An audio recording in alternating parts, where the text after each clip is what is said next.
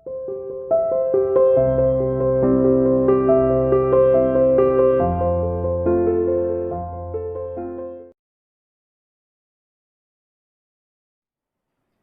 dear student, welcome to C International School online classes. My dear plus 2 commerce class unit 6 almost हमारी complete होने वाली है। आज इसका लास्ट लेसन 6.4 हम स्टार्ट कर रहे हैं, जो कि रिलेटेड है ट्रेनिंग एंड डेवलपमेंट। ठीक है, सिलेक्शन स्टाफिंग में क्या क्या हम प्रोसेस उसको फॉलो करते हैं, हम सब कुछ पढ़ चुके हैं। ठीक है, सिलेक्शन क्या है, रिक्रूटमेंट क्या है, ये भी हम पढ़ चुके हैं। व्यक्ति को रिक्रूटमेंट के थ्रू बुलाया जाता है, सिलेक्शन के थ्रू जो कैंडिडेट काफी क्वालिफाइड एक्सपीरियंस व्यक्ति वाले होते हैं उन्हें हम ऑर्गेनाइजेशन में रखते हैं। ठीक है, उसके बाद जो है ट्रेनिंग एंड डेवलपमेंट की प्रोसेस शुरू हो जाती है। उसके बाद देना होता है व्यक्ति को, जब हम अपॉइंट कर लेते हैं तो कुछ ट्रेनिंग एंड डेवलपमेंट। ठीक है, तो आज इसी के बारे में हम डिस्कस करेंगे। तो today we will discuss about training. After recruitment and selection done under staffing unit staffing चल रही है। ठीक है, स्टाफिंग के सारे हम पार्ट कर रहे हैं, तो ध्यान दीजिएगा। यहाँ पर यहाँ काफी प्रोसेस गिवन है कि कोई प्रोसेस जैसे रिक्रूटमेंट की है, सिलेक्शन की है, ठीक है, स्टाफिंग की है, तो थोड़ा प्रोसेस को अच्छे से ध्यान रखिएगा कौन से स्टेप कहाँ पर आते हैं, क्योंकि वहां थोड़ी मिस्टेक हो सकती है, प्रोसेस में कंफ्यूजन क्रिएट हो सकती है। सबकी प्रोसेस आपको अच्छे से आनी चाहिए। आज ट्रेनिंग हम देखेंगे, तो इस मेन जो यूनिट है वो स्टाफिंग पर ही बेस है। स्टाफिंग के वो सारे पार्ट हैं कि किस तरीके से सिलेक्शन है, किस तरीके से रिक्रूटमेंट करते हैं, ट्रेनिंग, डेवलपमेंट, सब किसके पार्ट है, स्टाफिंग। स्टाफिंग में जो एक्टिविटी होती है, ये सभी एक्टिविटी स्टाफिंग में होती है। ठीक है, वो मैं बता चुकी थी आपको। आफ्टर रिक्रूटमेंट एंड सिलेक्शन के बाद स्टाफिंग के अंतर्गत the next phase is training and development. Main तो सबसे पहले ट्रेनिंग दी जाती है। व्यक्ति कोई आया है तो सबसे पहले व्यक्ति जिस कार्य के लिए आया है पहले उस कार्य को सिखाया जाता है, काम ये होता है। उसके बाद डेवलपमेंट किया जाता है। डेवलपमेंट उसको कोई एक्स्ट्रा नॉलेज दे देना, ताकि आने वाले समय में वो कुछ एक्स्ट्रा रिस्पॉन्सिबिलिटी संभाल लें। लेकिन उससे पहले उसे खुद का जो एरिया जिसके लिए वो अपॉइंट हुआ है वो तो आना चाहिए, तो उसके लिए क्या दी जाती है, ट्रेनिंग दी जाती है। जैसे आप कॉमर्स में आए तो पहले हम कॉमर्स से रिलेटेड तो आपको टर्म बता दें, उसके अलावा अगर हमें कुछ एक्स्ट्रा नॉलेज आपको देंगे तो बाद में देंगे। पहले हम अपने जो सब्जेक्ट से रिलेटेड है वो तो नॉलेज दे दे। ठीक है, वही ट्रेनिंग कहलाई जाती है। तो ट्रेनिंग आफ्टर रिक्रूटमेंट सिलेक्शन के बाद स्टाफिंग की उसके बाद नेक्स्ट फेज जो आता है वो है training. Among the different factor of production, different factor of production जो है, कौन कौन से फैक्टर ऑफ प्रोडक्शन, जिसमें है कैपिटल, मटेरियल, मशीन, पीपल। इसमें ह्यूमन रिसोर्सेज यानी जो पीपल है, most important efficient, most important source कहा जाता है, मोस्ट इंपोर्टेंट प्रोडक्शन का सोर्स कहा जाता है। मोस्ट इंपोर्टेंट क्या कहा जाता है, सोर्स। ध्यान दीजिए, विभिन्न फैक्टर ऑफ प्रोडक्शन है। कैपिटल फैक्टर ऑफ प्रोडक्शन आपने इकोनॉमिक्स में पढ़ा होगा कि जब प्रोडक्शन कर रहे होते हैं तो हमें कौन कौन से फैक्टर ऑफ प्रोडक्शन है, प्रोडक्शन में कौन कौन से फैक्टर सहायता करते हैं। कैपिटल मनी चाहिए होती है, ठीक है, इसके बाद मटेरियल, रॉ मटेरियल चाहिए होता है, मशीन्स चाहिए होती है, ठीक है, व्यक्ति चाहिए होते हैं। ये सब ही क्या है, प्रोडक्शन का एक महत्वपूर्ण साधन है। इन सब का कॉम्बिनेशन हो बनकर प्रोडक्शन तैयार होता है। ठीक है, तो इन सब में अगर हम देखें दो ही जो है यहाँ पर मेन एक्टिविटी काम करती है, या आप कह सकते हैं दो मेन रिसोर्सेज काम करते हैं, ह्यूमन और कौन से रिसोर्सेज, मटेरियल रिसोर्सेज, यानी एक्टिव और पैसिव मीन। ठीक है, तो ये तो आ ही गया कौन से मीन है, जो पीपल है वो एक्टिव मीन कहलाया जाता है, बाकी कौन से मीन है, पैसिव मीन है। तो जो फैक्टर प्रोडक्शन में ये जो सारे मीन है उसमें ह्यूमन रिसोर्सेज इंपॉर्टेंट माना जाता है, क्योंकि जब ह्यूमन ही इन सब का बेटर प्रयोग कर पाएगा, अगर ह्यूमन ही बेटर नहीं होगा वो एफिशिएंट नहीं होगा। एफिशिएंट मतलब कुशल मीन्स बेटर तरीके से कार्य करता है, तो बाकी चाहे कितनी भी अच्छी आप कितना ही पैसा लगा दे, कितनी अच्छी मटेरियल ले आए, कितनी अच्छी मशीन्स ले आए, लेकिन व्यक्ति एफिशिएंट नहीं है, सब कुछ वो क्या करेगा, वेस्ट कर देगा।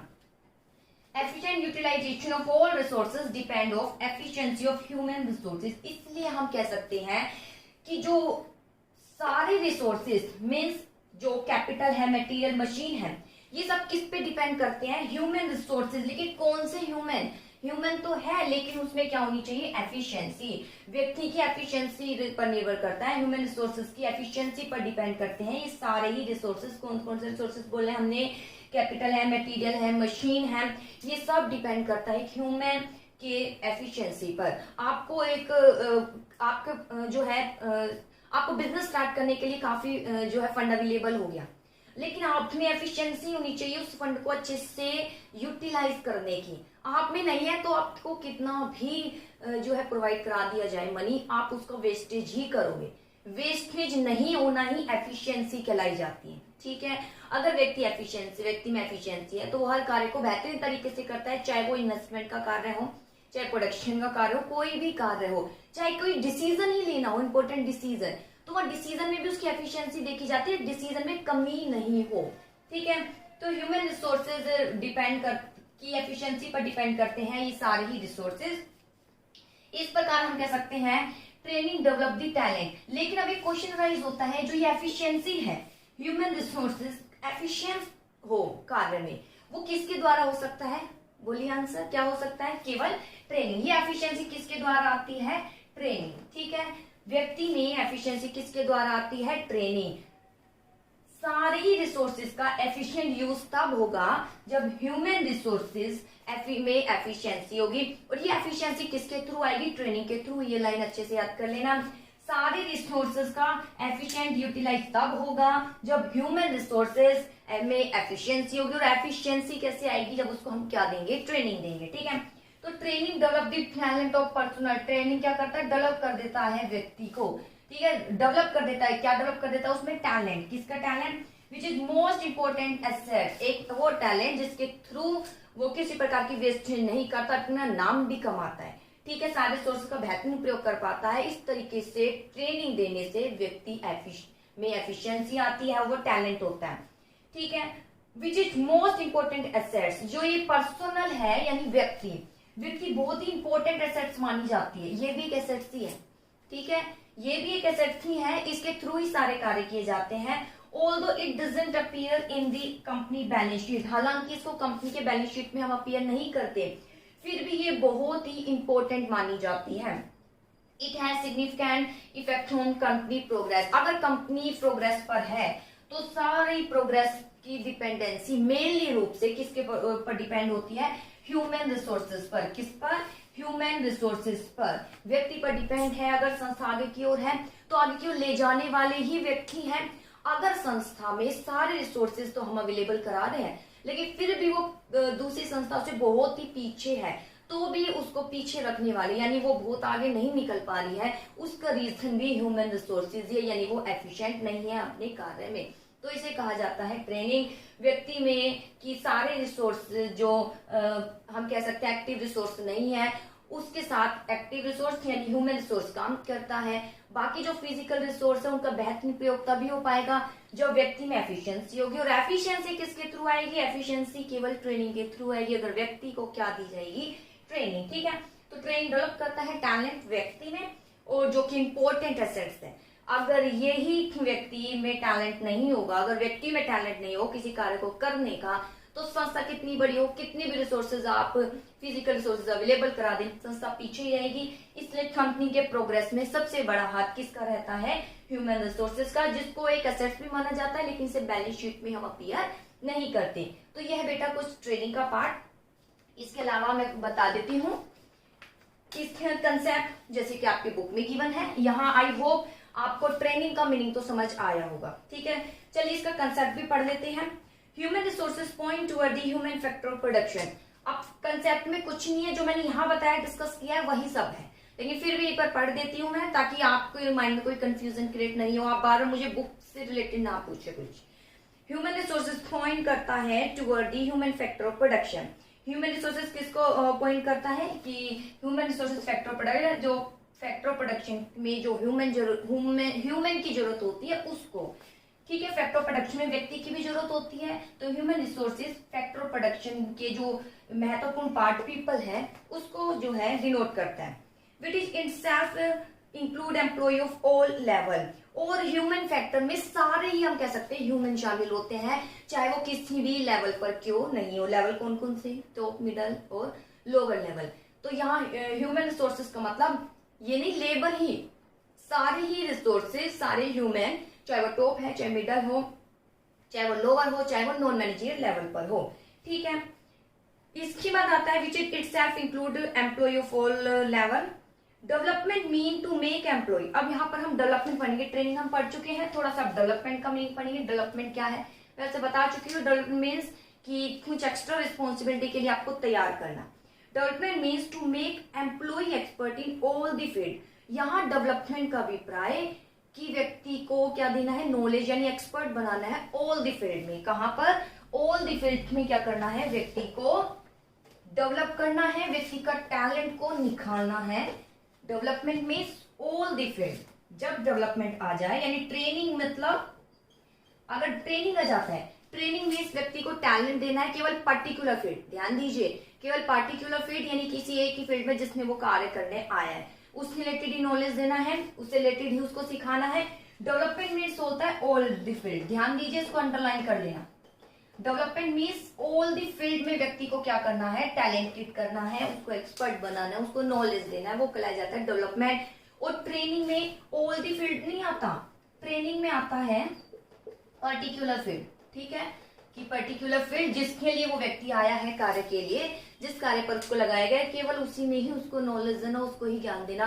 सेल्समैन आया केवल सेल्स करने के लिए, उसको केवल वहीं पर ट्रेनिंग देना, सेल्स से रिलेटेड और कुछ ट्रेनिंग नहीं दे रहे हम, उसको कोई नॉलेज नहीं दे रहे, यानी वो क्या कहलाई जाएगी, ट्रेनिंग, ठीक है।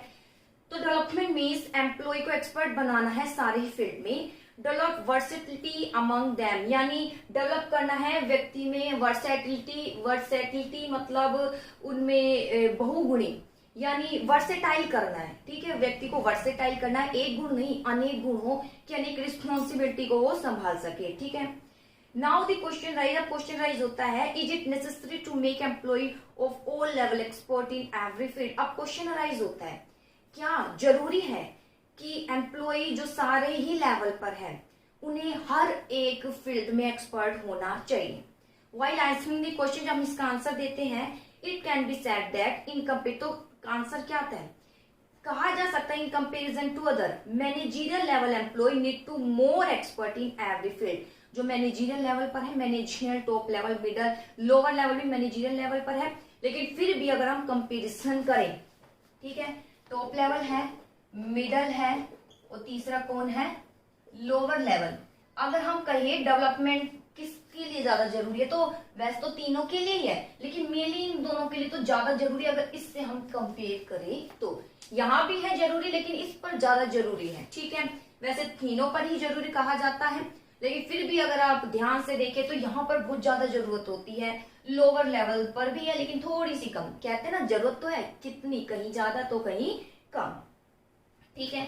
जैसे आप स्टडी करते हैं तो किसी सब्जेक्ट पर ज्यादा फोकस करने की जरूरत है जहां आप में कमी है, और किसी को थोड़ा सा कम फोकस करने की जरूरत है क्योंकि वहां टैलेंटेड है, ठीक है। तो क्वेश्चन आता है in comparison to other managerial level employ, जो मैनेजरियल लेवल पर है उन्हें हर एक फील्ड में एक्सपर्ट होना चाहिए, because they need to develop ability to handle new responsibility in future, क्योंकि इन्हें भविष्य में नई नई रिस्पॉन्सिबिलिटी क्या करनी होती है, उठानी होती है। Their all round development is essential, इसलिए मेनली इन तीनों, वैसे तीनों का ही कहा गया है, लेकिन अगर कंपेरिजन कहे तो कहते हैं ना, जैसे डिसीजन लेने के लिए जो रिस्पॉन्सिबिलिटी है तो टॉप लेवल पर सबसे ज्यादा होती है, यहाँ थोड़ी कम और इस पर थोड़ी कम, डिसीजन हर जगह। प्लानिंग कहते हैं ना, प्लानिंग जो की जाती है टॉप लेवल पर सबसे ज्यादा की जाती है, यहाँ पर कम और यहाँ पर और भी कम। ली सभी जाती है, प्लानिंग हर तीनों लेवल पर की जाती है, लेकिन एक एरिया होता है, यानी एक आप कह सकते हो एक क्राइटेरिया होता है, तो यहाँ पर ज्यादा, यहाँ पर थोड़ा कम और यहाँ पर इससे भी कम। ऐसे ही डेवलपमेंट की अगर आवश्यकता हो तो यहाँ सबसे ज्यादा, यहाँ इससे कम और यहाँ पर सबसे कम, इनसे कम, दोनों से, ठीक है। लेकिन यहाँ पर बोला गया अकॉर्डिंग टू बुक तीनों पर ही जरूरत है, ठीक है। ऑल राउंड डेवलपमेंट जरूरी उतना है, with very often term development is used by manager, इसलिए हम कह सकते हैं डेवलपमेंट वर्ड, बेटा इसको भी अंडरलाइन कर लेना। डेवलपमेंट वर्ड किसके लिए यूज किया जाता है, मैनेजर्स, किसके लिए यूज किया जाता है, मैनेजर। डेवलपमेंट में टैलेंट करना है व्यक्ति को ऑल दी फील्ड में, और किसके लिए यूज किया जाता है, ये मैनेजरियल पोस्ट यानी मैनेजर के लिए यूज किया जाता है डेवलपमेंट। तो ट्रेनिंग किसके लिए होगी, वर्कर हो गया, बस आगे देखिए। इट इज एसेंशियल, हाँ जी, all round field Very often the term development is used by manager. On the other hand, it is more essential for supervisor workman category to make them expert in their respective field.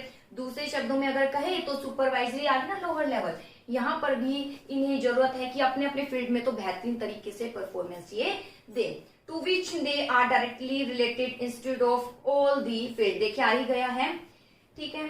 To which they are directly related, इसके अलावा अगर हम कहें supervisor या workman है, इसके अलावा इसके नीचे तो लेबर है ही, इन्हें सबसे पहले अपने फील्ड में होना ज्यादा जरूरी होता है, ठीक है। उसके बाद हम इनका करते हैं डेवलपमेंट। तो वही है तो मैनेजरियल लेवल पर ये भी मैनेजर है, तो यहाँ भी इनका डेवलपमेंट का कार्य चलता ही रहता है, लेकिन थोड़ी डेवलपमेंट की क्वांटिटी यानी डेवलपमेंट की जो जरूरत है वो कम रहती है इस लेवल पर कंपेयर टू टॉप और मिडल, ठीक है। All the field when effort made to make an employee expert doing a particular job, then it is called training. तो यहाँ पर जो सुपरवाइजर है वो किसको ट्रेनिंग देते हैं, वर्कर को ट्रेनिंग देते हैं, किससे रिलेटेड, उनके ही फील्ड से रिलेटेड, ठीक है।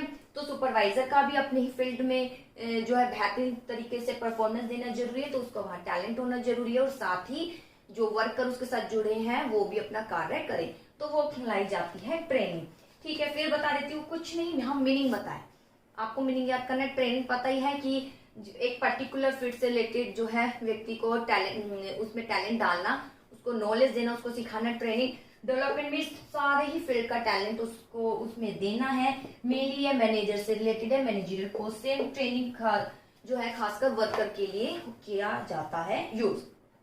तो ये है बेटा ट्रेनिंग कंसेप्ट। अब आते हैं इसके फीचर क्या है, इसके फीचर और मैं करा देती हूँ। देखिए बेटा इसके फीचर क्या है, मीनिंग से ही फीचर निकल कर आते हैं, तो इसके सबसे पहले हम फीचर देखते हैं ट्रेनिंग। हाँ जी, इसका फर्स्ट फीचर देखिए, expenses on training is investment and note the wastage. सबसे पहले मैं लिख देती हूं, expenses on training is investment and note the wastage. Second, related to special job, benefit, organization and employee. इसके बाद continue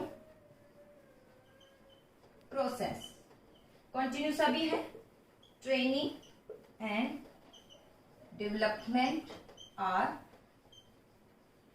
डिफरेंट। देखिए तो इसके कुछ फीचर्स हम देख लेते हैं। सबसे पहले क्या फीचर है, expenses on training is investment. Training पर जो खर्चा किया जाता है यानी वो इन्वेस्टमेंट है ना कि वेस्टेज, ठीक है।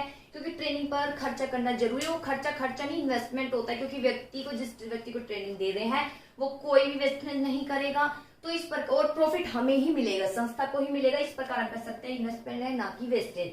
दूसरा कहता है related to special job. Training केवल उसी से रिलेटेड दी जाती है जिसके लिए आप काम करने आए, जिस भी एरिया पर आप काम करने आए उससे रिलेटेड ही आपको क्या दी जाती है, training. Benefit to organization and employ.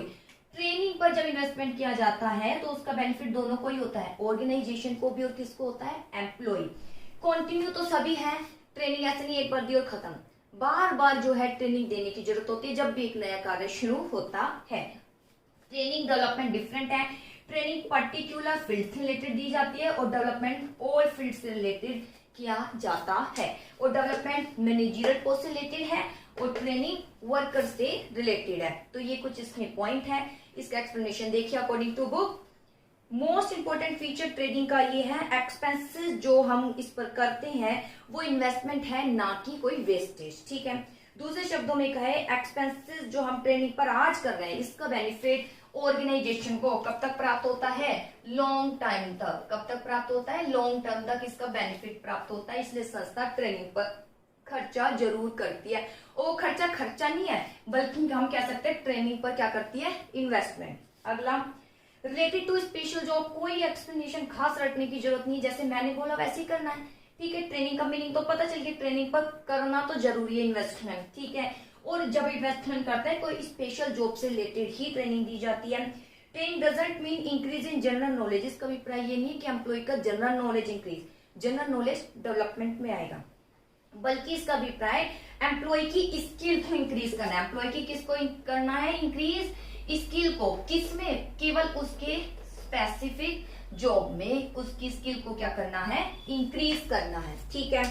Benefit through both organization employ training वह प्रोसेस है जिसमें एम्प्लॉय और ऑर्गेनाइजेशन दोनों को ही लाभ होता है। कैसे? ऑर्गेनाइजेशन जब व्यक्ति को ट्रेनिंग देती है तो कोई कॉस्ट वो वेस्टेज नहीं करता, तो संस्था को क्या होता है? प्रॉफिट, और एम्प्लॉय की भी मार्केट वैल्यू क्या हो जाती है? बढ़ जाती है। Organization can realize dream of more production. Organization का ड्रीम होता है कि मोर क्या करना है? प्रोडक्शन करना है। मोर प्रोडक्शन कैसे करना है? मोर प्रोडक्शन और कॉस्ट क्या आनी चाहिए? लो कॉस्ट आनी चाहिए। On other hand increase efficiency employ enable. लेकिन ये मोर प्रोडक्शन लो कॉस्ट तब होगी जब जो ह्यूमन रिसोर्सेज है वो क्या होगा? उसमें क्या आएगी? एफिशिएंसी। ह्यूमन रिसोर्सेज में क्या होगी? एफिशिएंसी। और एफिशिएंसी किसके थ्रू आएगी? ट्रेनिंग के थ्रू। ठीक है। दूसरे शब्दों में ऑर्गेनाइजेशन का ड्रीम है कि लो कॉस्ट आए, मोर प्रोडक्शन हो, और ये तभी पॉसिबल है जब व्यक्ति में एफिशिएंसी होगी। एफिशिएंसी तभी होगी जब व्यक्ति को क्या दी जाएगी? ट्रेनिंग। ठीक है।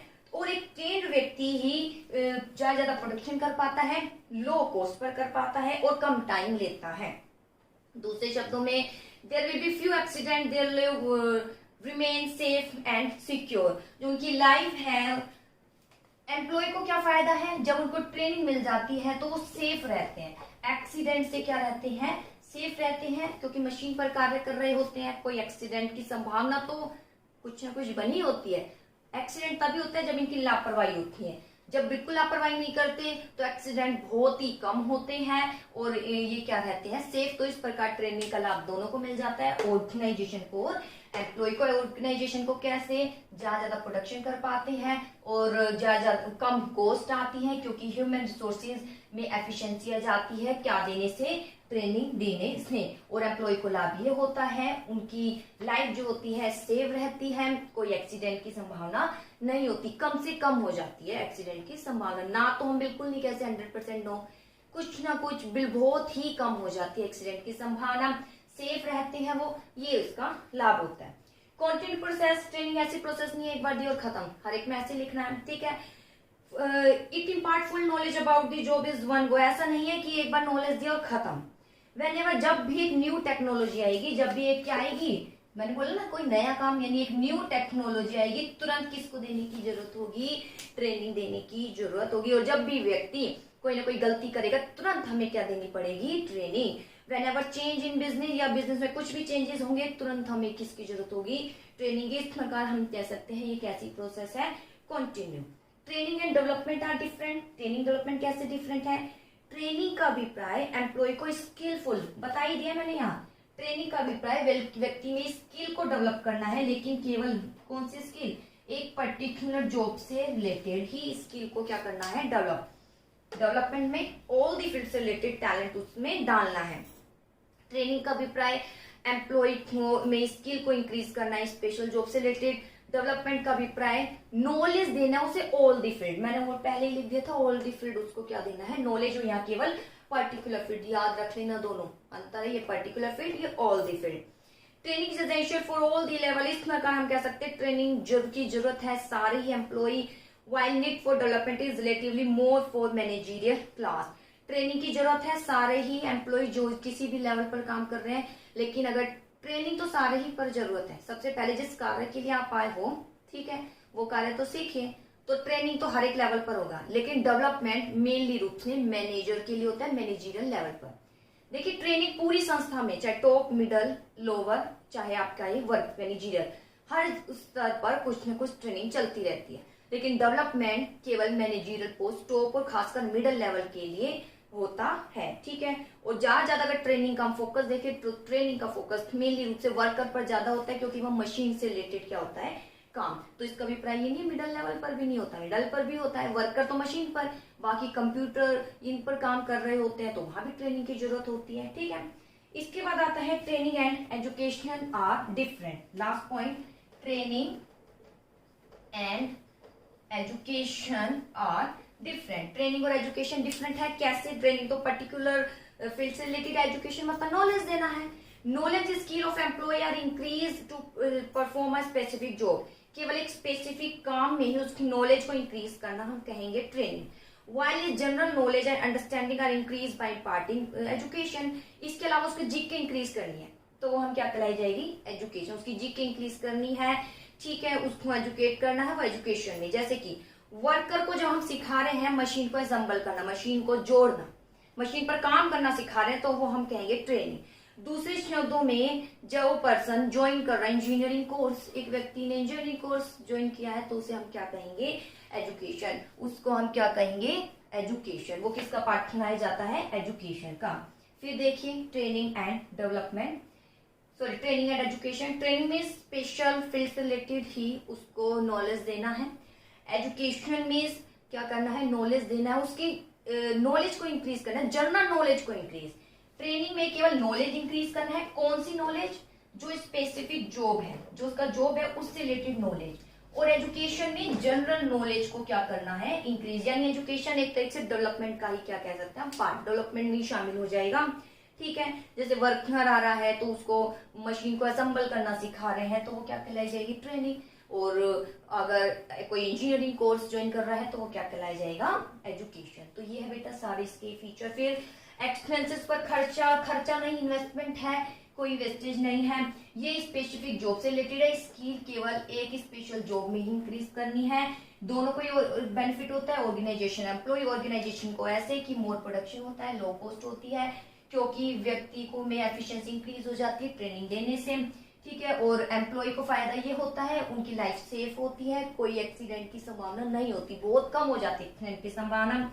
कंटिन्यू प्रोसेस है, जब भी कोई न्यू टेक्नोलॉजी आएगी अंडरलाइन कर लेना, तुरंत जरूरत होगी ट्रेनिंग की। जब भी कोई नया मेथड हम लागू करेंगे तब भी ट्रेनिंग की जरूरत होगी। ट्रेनिंग डेवलपमेंट डिफरेंट है, ट्रेनिंग स्पेसिफिक जॉब से related, development all the field, training education मैं बता ही चुकी हूँ। आई होप आज का टॉपिक आपको समझ आया होगा और आप इसको अच्छे से करना, ठीक है। ओके बेटा।